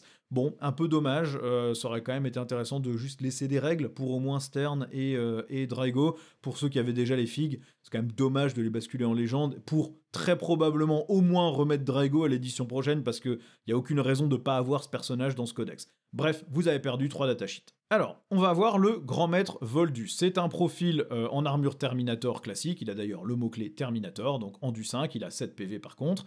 Il a, en termes de flingue, une belle petite arme qui fait D3 plus 1 dégât de force... Enfin, qui fait D3 plus une attaque de force 12, PA moins 2 dégâts 2, avec blessure dévastatrice, ce qui est loin d'être ridicule, par contre, à 12 pouces, et un petit Stormbolter. Et au corps à corps, il a le Malleus Argyrum, qui, pour 5 attaques, force 10, PA moins 2, dégâts 3, qui touche à 2, est plutôt impressionnant. Il a comme aptitude le fait d'avoir -1 pour toucher sur toute l'unité qu'il mène. Donc vous avez une unité de Terminator ou de Paladin qui tank quand même raisonnablement bien. Vous avez déjà ce stratagème de mémoire dans le détachement. Dans le détachement des Terminators, vous avez le -1 pour être blessé si la force est supérieure à votre endurance. Du coup, avoir le -1 pour être touché en plus peut faire une unité qui est vraiment solide dans ce détachement. Et en plus, à chaque fois que vous combattez, vous choisissez une unité ennemie qui est à portée d'engagement, et sur 2 ou 3, vous lui faites une BM, 4 ou 5, vous lui en faites D3, et sur un 6, vous en faites D3 plus 3. Il est noté en points codex à 110 points, mais si j'ai trouvé les vrais coups en points, je vous les afficherai au-dessus de la datasheet dans la vidéo samedi, en espérant que certains influenceurs les aient publiés d'ici là. Sinon, voilà, pour l'instant, c'est 110 points point codex, mais ça sera sans doute pas les vrais points derrière. Je trouve qu'il a un profil qui est efficace, ça cogne quand même, ça tire un peu. De toute façon, la portée de 12 pouces sur son arme est pas très importante puisque vous allez le téléporter à 9 pouces de l'adversaire. Et ensuite, au corps à corps, il est quand même capable d'envoyer de bonnes patates. Surtout si vous avez envie de mettre un bon petit stratagème ou un truc comme ça pour ajouter un peu de létalité dans certains détachements. Donc, on est pas mal. Vous avez ensuite le grand maître en armure Terminator générique, lui en point codex est à 95 points. Ses aptitudes, c'est évidemment le fait de réduire le coût en PC d'un stratagème de 1, donc ça c'est toujours très utile pour toute son unité. Et puis vous avez aussi la capacité de vous énerver au début de la phase de combat, une fois par bataille, et de gagner 3 attaques et 3 en force, ce qui vous donne quand même 8 attaques de force 9 perd-2 dégâts 2 au corps à corps, et on a vu que dans certains autres détachements, vous pouviez pousser cette force avec plus 4, ou vous pouviez augmenter le nombre d'attaques, donc il y a moyen de faire quand même un personnage très très vénère. Il peut prendre un incinérateur, un psylancer ou un psycanon. Je pense qu'on va aller chercher le psycanon sur lui, sauf si vous voulez vraiment spammer les psylancers dans certains détachements qui peuvent avoir de l'intérêt sur certains détachements qui vous donnent un bonus de PA par exemple, ou qui font des crits sur les 5. C'est pas une mauvaise figurine du tout, c'est un bon personnage générique. Le -1 PC pour un stratagème, c'est toujours très bon. Hein. On voit que les datasheets Grey Knights, elles manquent parfois un peu de PA, un peu de létalité, un peu de force, et ça, vous le trouvez dans certains détachements. Donc la capacité de vous donner ça en résistance pour un PC, c'est pas mal. On a ensuite le grand maître en armure Nemesis, en point codex, il est à 225 points, il bouge de 8, il est endurance 8, il a 13 PV, sauvegarde à 2, invuln à 4, commandement 6, 4 dossés, alors comme toujours, l'endurance 8 sur une figurine de cette taille, avec cette épaisseur d'armure, ça n'a aucun sens. Les Dreadnought Primaris sont endurance 10, pourquoi c'est endurance 8 on ne sait pas, ce serait quand même vraiment bien que ça soit amélioré, c'est peut-être parce que le bonhomme est dehors, bon mais... bon bref, ça, on va passer. Ses aptitudes, c'est de relancer le jet de touche, de blessure et de dégâts quand il attaque des monstres ou des véhicules. Donc évidemment, il est fait pour aller dégommer du monstre ou du véhicule, et c'est tout. Et il a aussi la capacité de faire un stratagème à -1 CP pour lui-même. C'est le même nom d'aptitude que le grand maître, donc évidemment, vous pouvez pas la spammer sur 35 figurines. Maintenant, il a quand même des options d'armes intéressantes. Vous avez le Gatling Psylancer qui fait 12 tirs, force 6, PA 0 dégâts avec touche soutenue 1. Vous avez l'incinérateur lourd, vous avez le Psycanon lourd, force 10, PA-2 dégâts 3 avec 6 attaques. Et vous avez le Sublimator, force 9, PA-4 dégâts D6 à 18 pouces, Melta 4 et jumelé. Au corps à corps, vous avez aussi le grand marteau, force 14, PA-3, dégâts D6 plus 1 pour 5 attaques. Vous avez le Fléau Nemesis qui fait 10 attaques, touche à 2, force 5, PA-1, dégâts 2. Alors là, ça va pêcher un peu sur la PA, mais ça peut laminer du Space Marine quand même.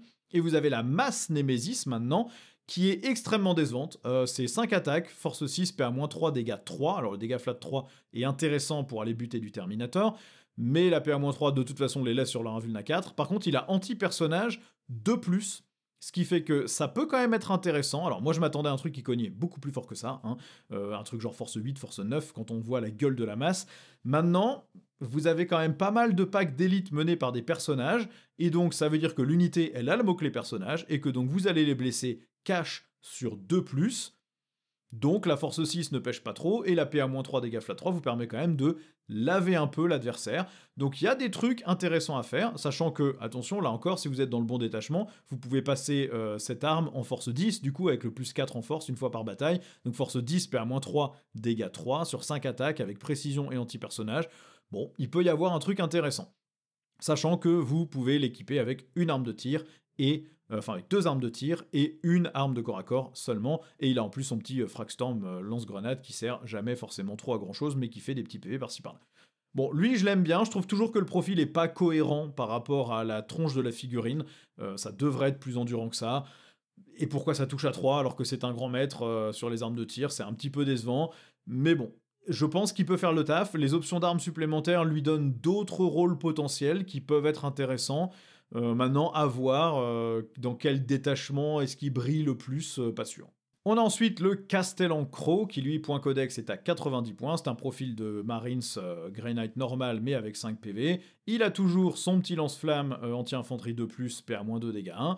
Il a toujours la lame noire d'Andvir avec blessure dévastatrice, force 6, PA-2, dégâts 2.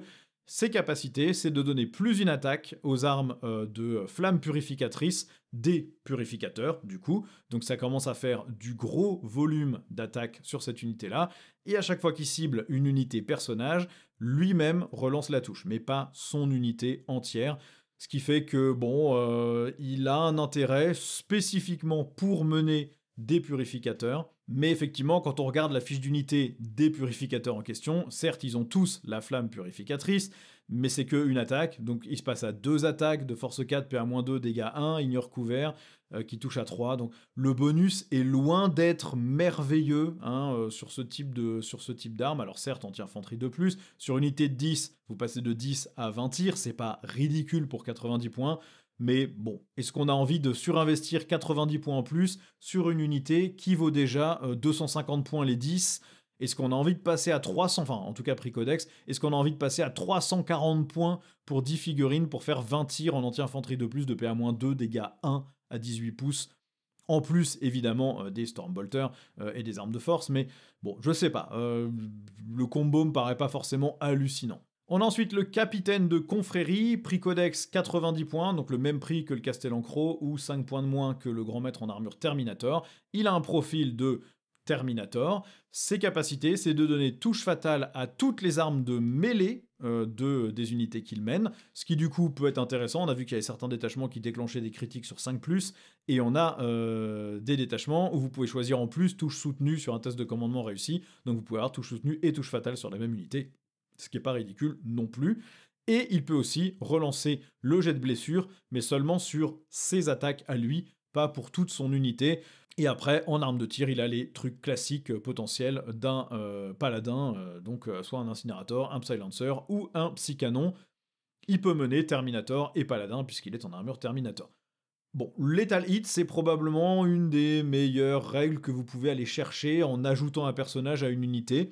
Hein, comme on l'a vu, les autres persos sont plutôt égoïstes pour l'instant et ont plutôt des aptitudes. Bon, il y a les PC réduits qui peuvent être intéressants, mais touche fatale, c'est pas mal pour 90 points.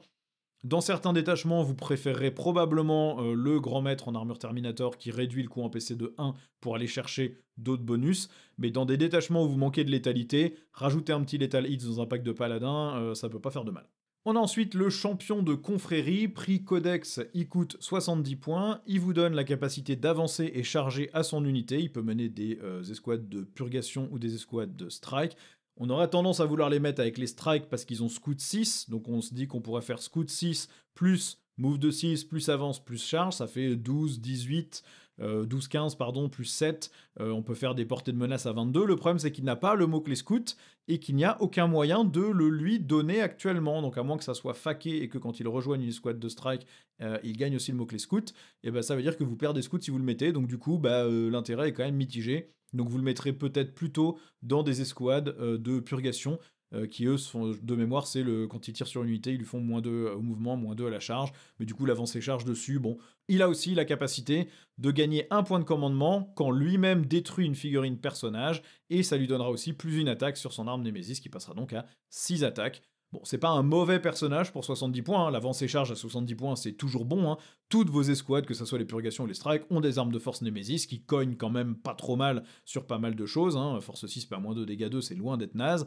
Donc avancée charge sur n'importe quel profil qui a ça, c'est cool. Maintenant, ça aurait été bien quand même de peut-être lui filer scout quand il rejoint les strikes pour pas les pénaliser, parce que là, on n'a jamais envie de le mettre dans des strikes du coup, quoi. On a ensuite l'archiviste de confrérie, prix codex 80 points, c'est un profil de Terminator avec 5 PV. Il a la capacité de donner un insensible à la douleur à 4+, à l'unité qu'il mène contre les attaques psychiques, ce qui est intéressant contre les Thousand Sons et pas contre grand chose d'autre, certains tyrannides, c'est pas merveilleux. Et quand il mène une unité, par contre, cette unité est agent solitaire à 18 pouces, non à 12, mais 18. Ça veut dire que vous avez des Terminators qui peuvent courir sur la table et ne pas être ciblés. Le problème, c'est que vos Terminators, vous avez un peu envie de les envoyer au close. Et donc, il y a forcément un moment avec leur petit mouvement de 5 où ils vont être à moins de 18. Donc là encore, la règle est quand même mitigée. C'est pas des unités qu'on dégomme en tir indirect. Bon, ça peut servir sur les premiers tours de la partie, mais c'est pas non plus incroyable. Et après, il ajoute à l'unité le Vortex of Doom, qui fait quand même D6 plus 3 plus déflagration de tir, de force 8, PA-2, dégâts 2, ce qui est quand même loin d'être dégueulasse aussi en termes de puissance de tir supplémentaire. Et puis il rajoute aussi une arme de force Nemesis, mais qui elle est PA-1. Il a 4 attaques, force 6, PA-1, dégâts 2. Toutes les occurrences des armes de force Nemesis de l'armée sont PA-2. Alors lui, il a la moins, c'est un archiviste, il a plus de puissance psychique que les autres, mais son arme de force tape moins fort. Peut-être une erreur d'écriture, j'espère que ça sera faqué, parce que ça n'a aucun sens que lui, ça a PA-1 au lieu de PA-2, et en plus, du coup, ça veut dire que vous devez jeter vos dés séparément sur certaines unités, au lieu de pouvoir tout jeter ensemble, parce qu'il n'a pas la MPA, bref, c'est débile, ça c'est probablement une erreur, enfin j'espère que c'est une erreur. On a ensuite un Tech Marine de confrérie. Alors lui, il va vous coûter 70 points aussi en prix codex. Cette aptitude, c'est d'être évidemment agent solitaire à 3 pouces d'un véhicule, agent d'un véhicule chevalier gris.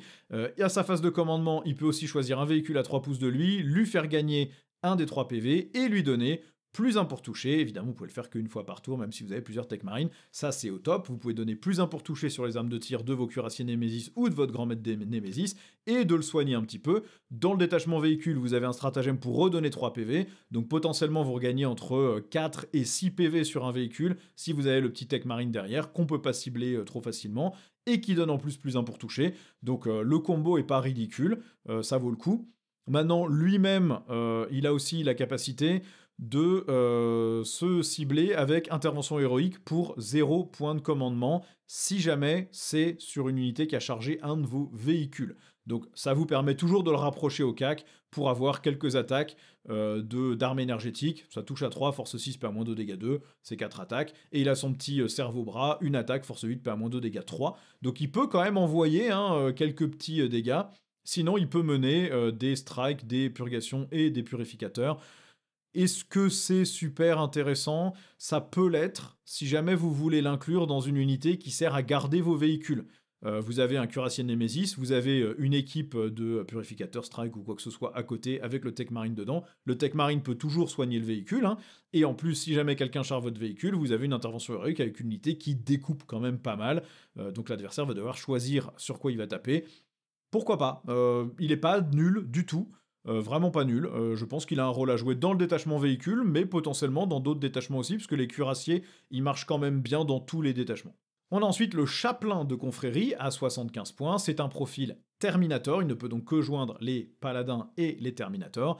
Il a à la place d'une arme de force Némésis un Crozius qui est du coup moins bon qu'une arme de force Némésis, donc prends plutôt une arme de force Némésis, mon gars, au lieu de prendre un Crozius, puisqu'il est PA-1 au lieu de PA-2. Son aptitude, c'est la relance des charges. Alors tous les chapelains de tout le jeu, quasiment, ont un +1 pour blesser en Space Marine. Lui non, il relance les charges. Bon bah écoute, pourquoi pas.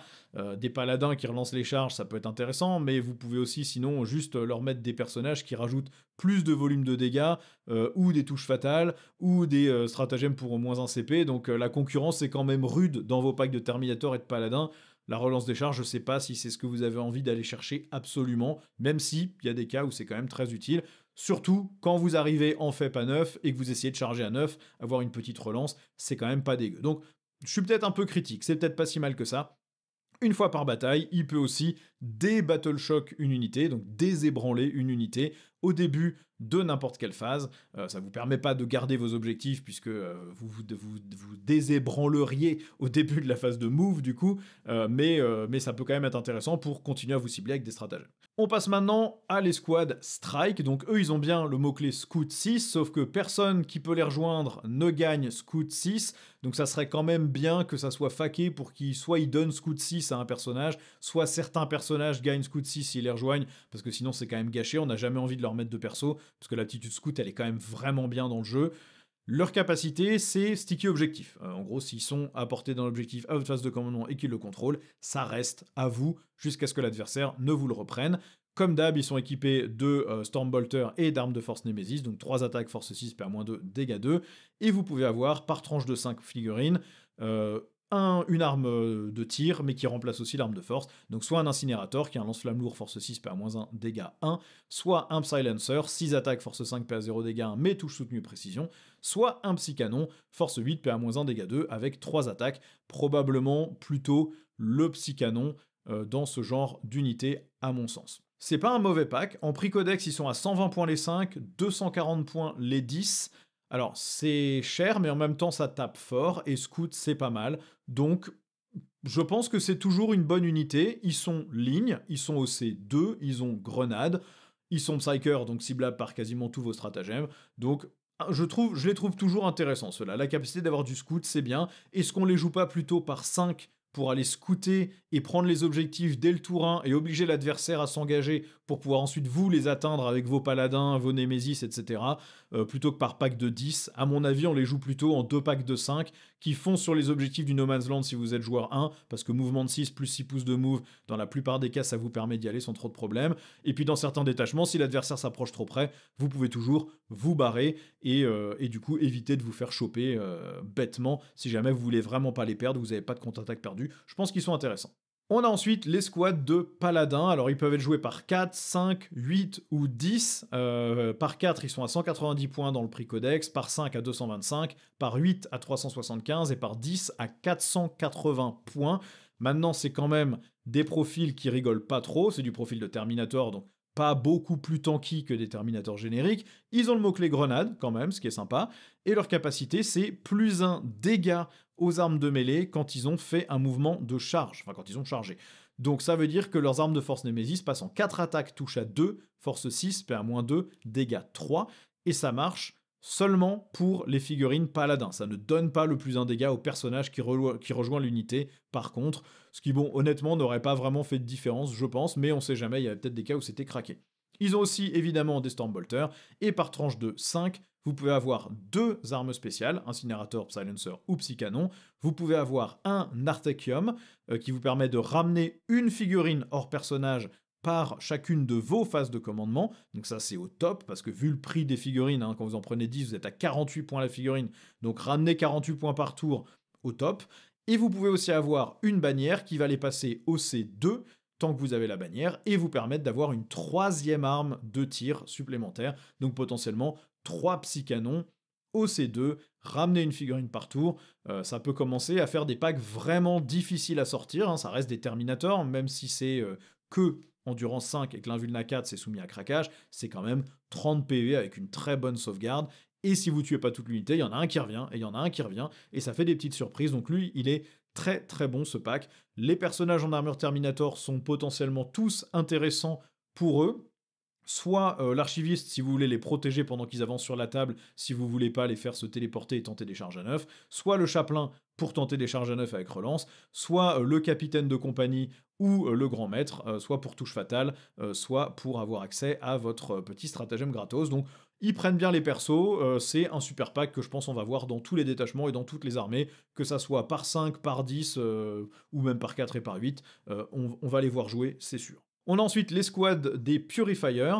Eux, c'est le même profil que les Strikes, sauf que c'est au C1 et il n'y a pas Scout. Leur règle spéciale, c'est la relance des blessures de 1 ou la relance de toutes les blessures si vous tirez sur quelque chose qui est sur un objectif.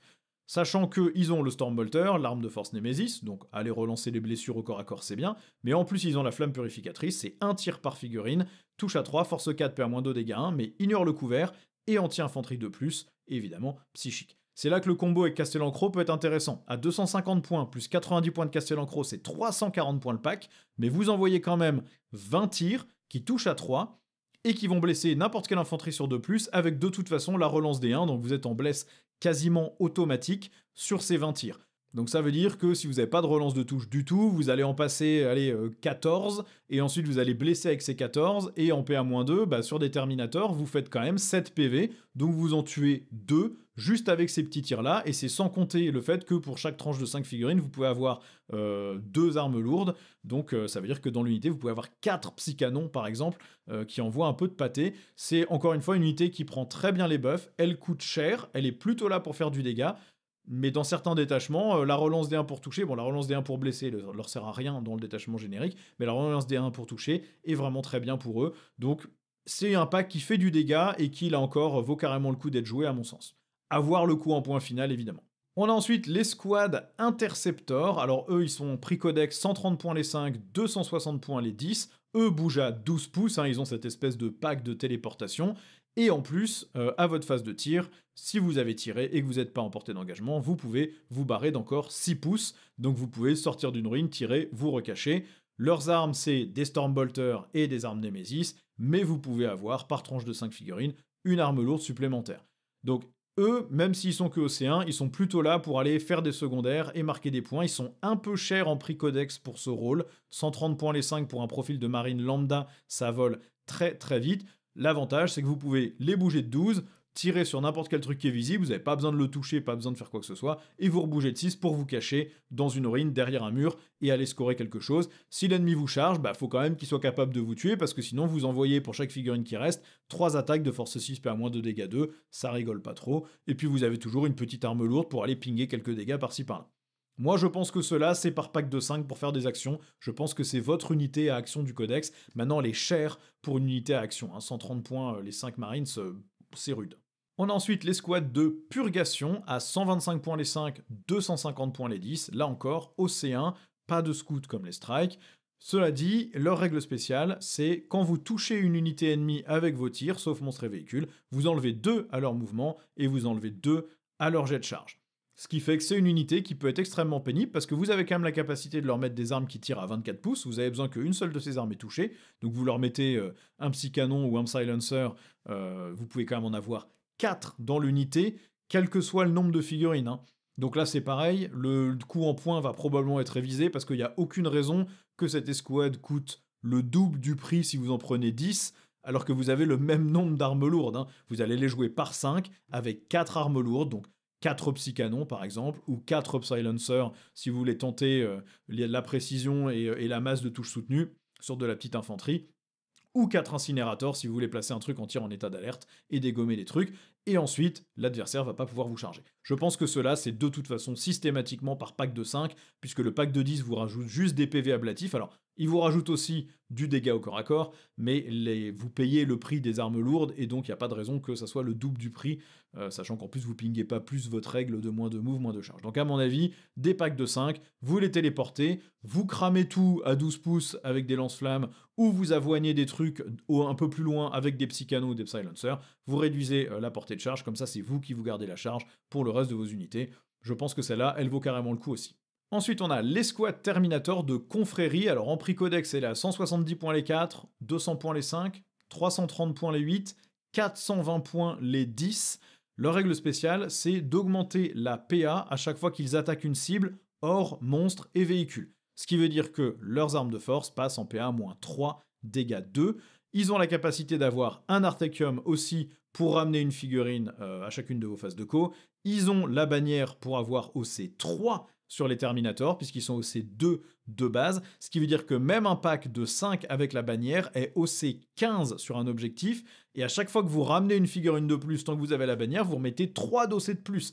Donc même si vous reste que la bannière et que l'adversaire vous a repris l'objectif avec un truc OC5, eh ben, il vous suffit à votre phase de co de ramener 3 d'OC, et c'est réglé, vous reprenez l'objectif. Donc ça c'est ultra bon.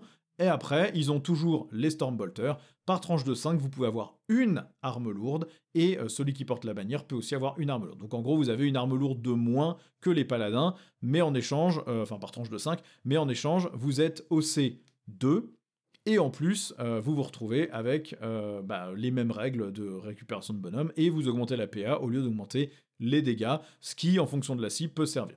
C'est pas une mauvaise unité non plus. Ils prennent très bien les buffs aussi, le volume d'OC est juste énorme pour ce type de corps, et je pense que c'est pareil, celle-là on en verra des pelletés. Alors quelle est la meilleure configuration?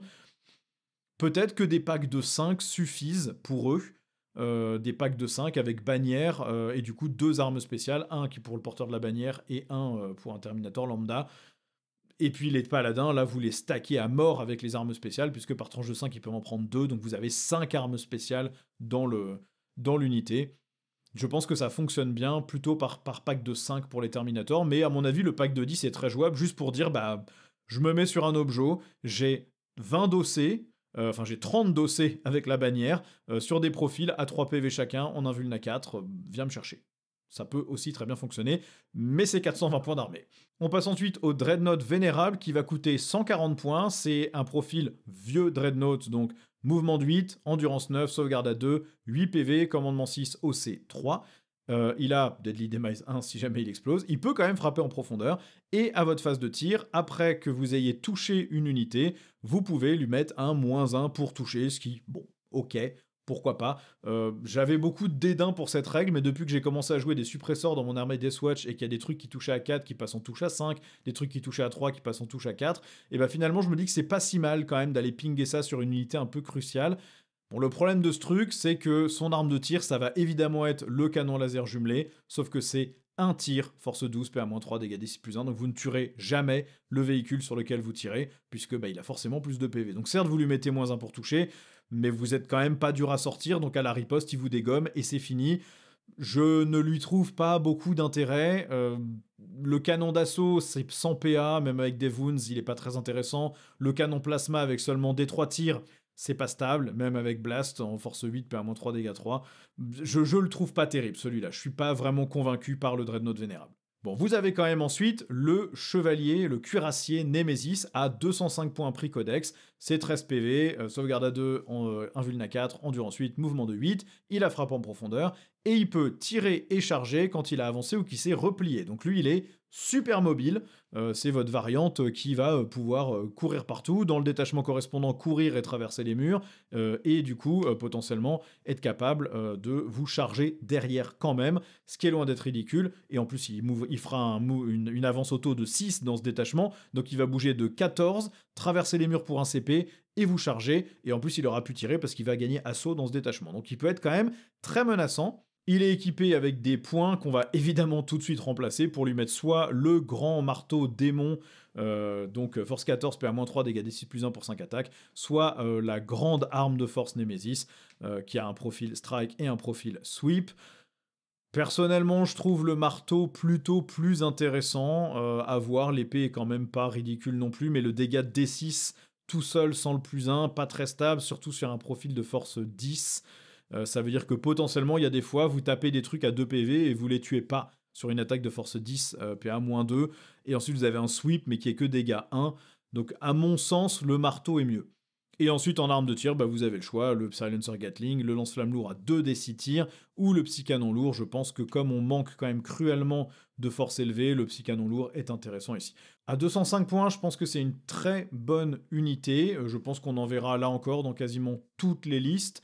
À voir comment les points changent évidemment avec la sortie finale. Maintenant, pourquoi Endurance 8, un Dreadnought vénérable, un vieux Dreadnought, c'est Endurance 9. Là, ok, il y a le bonhomme qui est exposé, mais bon, c'est quand même un peu dur, je trouve, sur une figurine comme ça, d'avoir une endurance aussi faible. Il est blessé par des gantelets énergétiques sur du 4+. C'est quand même pas fou. Il y a plein d'armes dans le jeu qui sont force 16, force 18, sur des gros chevaliers, des gros primarques, qui vont les blesser sur 2+. Un petit point supplémentaire pour être sûr que la plupart des armes le blessent quand même que au mieux sur 3+, ça serait pas ridicule, je trouve. On passe maintenant au véhicule. Vous avez votre bon vieux Rhino à 80 points qui peut prendre son missile tueur. Il a son Stormbolter, évidemment. Il peut en avoir un deuxième de Stormbolter. Et il a un pont de tir de 2. Il peut transporter seulement 12 infanteries, mais pas de Terminator, bien évidemment. Et sa règle spéciale, c'est de donner un insensible à la douleur à 6 contre les blessures mortelles. C'est une armée dans laquelle les transports ne vous servent pas tant que ça. C'est utile pour faire chausson, mais la plupart de vos unités se téléportent et sont là pour shooter l'ennemi et ensuite tenter de le charger ou réceptionner les charges de manière assez violente. Les unités que vous voulez vraiment voir charger, ce sont vos Terminators, c'est là-dessus que vous allez investir vos points. Je suis pas sûr que 80 points valent le coup pour un Rhino, surtout avec le buff de l'insensible à 6 contre les mortels. Enfin, un insensible à 6, c'est comme ne pas avoir d'insensible, hein. À moins qu'on vous spam 20 mortels, vous allez jamais en réussir 2. Donc l'intérêt est quand même ultra limité. C'est juste que lui, du coup, potentiellement bénéficie de cet insensible à 6 contre les mortels, mais là encore, bon, vraiment, je le trouve pas terrible du tout celui-là.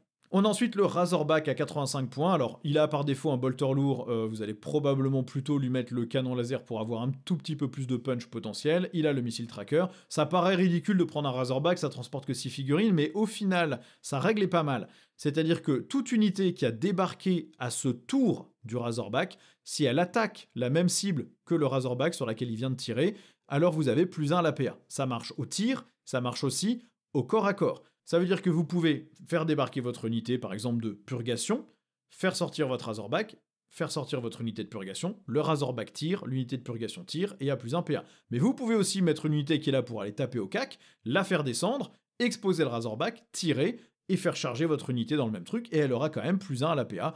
Donc c'est loin d'être mauvais, et pour 85 points, honnêtement, je préfère largement prendre ça qu'un Rhino. Bon, vous avez ensuite les volants, je vais pas m'attarder dessus. Vous avez l'Interceptor Stormhawk à 160 points. Il a stationnaire et il est pas si énorme que ça. Il a aussi quand même un Las-Talon, force 10, PA-3, dégâts D6+1 avec 2 attaques. Il a un lance-missile Skyhammer, force 8, PA-1, dégâts D3, anti-vol 2+. Et puis, vous pouvez prendre à la place un Storm Canon à la place du laser, qui est force 7, PA-1, dégâts 2, pour 6 attaques, anti-vol 2+. Et sinon, il peut avoir un lance-missile Typhon. Bon, sa règle spéciale, c'est d'avoir +1 quand il tire sur les unités qui ont fly. Donc vous lui mettez évidemment toutes les armes qui sont anti-fly, et vous le faites tirer sur des trucs qui ont la fly. Il y a plein de trucs qui ont fly dans le jeu, qui ont le mot-clé vol, les Primark, tout ce qui a des jetpacks, plein de véhicules qui volent un peu au-dessus du sol, il y a plein de trucs comme ça. Donc le anti-vol 2+, il est pas ridicule. Maintenant, vous êtes sur des PA pas incroyables, des PA-1, des dégâts 2, des dégâts D3... Donc même avec le +1 touche, 160 points pour ça, je suis pas sûr que vous ayez envie de jouer ça, même en mode stationnaire. Le Storm Talon, lui, coûte carrément 170 points, et lui, il a +1 pour toucher les unités qui n'ont pas le mot-clé vol. Il est aussi stationnaire, et il a ce lance-missile Skyhammer qui est anti-fly, alors il est fait pour tirer sur des trucs qui n'ont pas fly, donc c'est teubé. Vous allez le remplacer probablement par un canon laser jumelé si vous voulez jouer ça. Comme ça, vous avez au moins un petit peu plus de punch. Ça reste une figurine à 170 points que perso je ne jouerais pas du tout dans cette armée, sauf si vous êtes absolument fan, mais comme c'est une brique volante relativement moche, je sais pas si vous avez très envie de la sortir. Vous avez ensuite le Storm Raven à 280 points, qui lui aussi est stationnaire. Il a -1 dégâts sur chaque attaque qui le cible, et il est équipé de 2 lance-missiles Storm Strike, ce qui lui fait quand même 2 tirs de force 10, PA-3, dégâts des 6+2, pas mauvais. Il a aussi des canons d'assaut jumelés, un lance-missile Typhon, et vous pouvez remplacer son canon d'assaut jumelé par un canon laser jumelé, et vous pouvez remplacer son lance-missile Typhon par un multimelta jumelé. Donc lui, il peut potentiellement aller quand même popper du véhicule. Maintenant, à 280 points prix codex pour un volant impossible à cacher même en stationnaire, même avec le -1 dégâts, c'est que en du 10, il n'y a pas d'invuln, ça va dégager de la table de manière extrêmement rapide. Je pense que vous ne jouez jamais cette figurine. Il peut transporter 12 figurines, ou 12 infanteries et un Dreadnought vénérable, où il peut transporter 6 Terminators et un Dreadnought vénérable. Vous n'avez pas besoin de transport dans cette armée pour vous approcher de l'adversaire, donc je pense que ce truc ne sera jamais joué, c'est beaucoup trop cher sur une armée qui a vraiment besoin de ces points pour faire des dégâts. Bon, et vous avez aussi le Land Raider Crusader, le Land Raider Redeemer, qui ont très exactement les mêmes coups en points et les mêmes règles que ces variantes qui existent dans les autres armées. Donc 240 pour le Land Raider, 220 pour le Crusader, 285 pour le Redeemer. Vous êtes dans une armée qui a probablement pas tant que ça besoin de transport. Le Land Raider, c'est un très gros investissement en points. Ça peut vous donner un petit peu d'anti-véhicule avec des canons laser, des choses comme ça. Maintenant, c'est de l'anti-véhicule qui n'est pas vraiment stabilisé, sans relance, sans choses comme ça.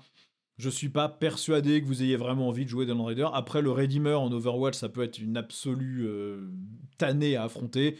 Mais voilà, je sais pas si c'est quelque chose que vous avez vraiment très très envie d'aller chercher dans cette armée. Et de toute façon, ils n'ont pas changé entre le codex et l'index. Donc si vous en aviez et que vous les aimiez, vous les aimez toujours. Si vous en avez et que vous les aimiez pas, vous ne les jouerez pas plus dans cette version. Bon, je vais être franc, je ne trouve pas que ce codex ait réparé les problèmes qu'avaient les Chevaliers Gris en index. Les Chevaliers Gris, ce sont des Psykers qui n'utilisent pas leur pouvoir psychique que pour avoir des invulnérables ou une meilleure sauvegarde d'armure. Ce sont des Psykers qui utilisent des pouvoirs psy. Et là, vous en avez 0 dans tout le codex. Votre archiviste est plutôt moins bon que les autres archivistes. Il y a un problème de saveur, je trouve, par rapport à ce qu'on s'attend à voir de l'armée. Et surtout, vous êtes toujours dans ce style de jeu de téléportation qui certes est relativement intéressant narrativement et même en termes de jeu, mais n'est pas le sel du Chevalier Gris. C'est comme si on vous, enfin c'est comme le serment de l'instant pour les Space Marines. Ce qui définit le Space Marine, c'est pas qu'il désigne une cible et qu'il soit capable de la tuer très très fort. On a une règle qui n'est pas fluff, qui n'est pas narrative vraiment, et qui, à mon sens, représente pas très bien l'armée actuellement. Et surtout, les trous dans la raquette de l'index sont toujours là. Vous manquez toujours d'armes avec des forces élevées. Hein, pour aller gérer du chevalier impérial, des trucs comme ça, faut aller sauter à travers 3 cerceaux enflammés pour aller chercher le bon détachement, le bon bonus, l'amélioration une fois par bataille. Ou alors, faut vraiment aller les charger au corps à corps avec des armes de force 14 et prier pour que ça les tue, quoi. C'est vraiment dommage que ça manque. Vous avez toujours pas les marteaux de force dans des unités qui peuvent avoir des marteaux dans les mains. Enfin, il y a plein de trucs qui manquent, qui sont trop standardisés, trop lissés. Alors ça manque pas de punch, hein. Vos paladins ils découpent, vos Terminators ils ont une OC pas possible et ils découpent. Toutes vos unités de base au corps à corps ça découpe. Au tir vous êtes quand même assez violent. Vous avez des buffs corrects avec les persos, mais il y a plein de trucs qui vont pas. Les persos qui peuvent rejoindre l'unité qui a scout, mais personne ne peut gagner scout dans aucun des détachements, dans rien. Bon, bah c'est quand même un peu dommage. Vous avez pas d'infiltrateur du tout dans cette armée, ce qui est là encore un petit peu emmerdant aussi. Je sais pas, ça manque de saveur, et quand en plus vous n'avez pas été récompensé par des nouvelles figurines, je trouve que là, vous êtes probablement en droit de râler un peu. Les détachements, je les trouve intéressants, vous avez de la variété de jeu. Le problème, c'est que cette variété, c'est juste est-ce que tu veux taper un peu plus ou est-ce que tu veux être un peu plus tricky. Et du coup, vous avez 3 détachements tricky et 2 détachements qui tapent, mais du coup, parmi les détachements tricky, il y en aura forcément un qui marchera mieux que les 2 autres. Donc bon, je sais pas trop, je suis pas ultra emballé. Alors c'est une armée que je connais pas aussi bien que d'autres, donc peut-être que je passe à côté de certaines choses, mais personnellement, je trouve pas que ce codex soit fabuleusement bien écrit. Il y a des trucs, il y a des choses à aller chercher. On n'est pas sur le codex Custo ou le codex Admec de début d'édition, hein. On est quand même sur un truc qui est un peu mieux écrit, mais il y a des trous, il y a des choses qui vont pas, alors à voir avec des FAQ, des choses comme ça, est-ce que ça sera réparé ou pas, mais je trouve que ça manque un peu de combo, quoi. Voilà, c'est plein de non-bo, quoi. C'est des trucs où tu payes des points et des points et des points pour aller chercher un petit machin sur un stratagème qui, au final, bon, t'aurais mieux fait de prendre une unité en plus, quoi. Et ça, c'est toujours un petit peu décevant dans ce genre de codex. Bref, je vais m'arrêter là-dessus. Si j'ai trouvé les points, vous les avez vus. Sinon, bah, vous aurez que les points codex, malheureusement. J'espère que la vidéo vous a plu. N'hésitez pas à me dire ce que vous en pensez en commentaire. Vous avez, comme d'hab, tous les boutons YouTube habituels. Et puis, n'hésitez pas non plus à cliquer sur le lien MyHobbyPlace en description. Tout ce que vous achetez chez eux, si vous sélectionnez ma chaîne au moment de payer, ça me reverse une petite commission. Ça me permet de continuer à faire ces vidéos. Et ça fait toujours très plaisir. Merci à tous d'avoir suivi. Et je vous dis à la prochaine pour une nouvelle vidéo. Peut-être pour le codex Black Templar si j'ai trouvé de quoi filmer aussi. Allez, ciao!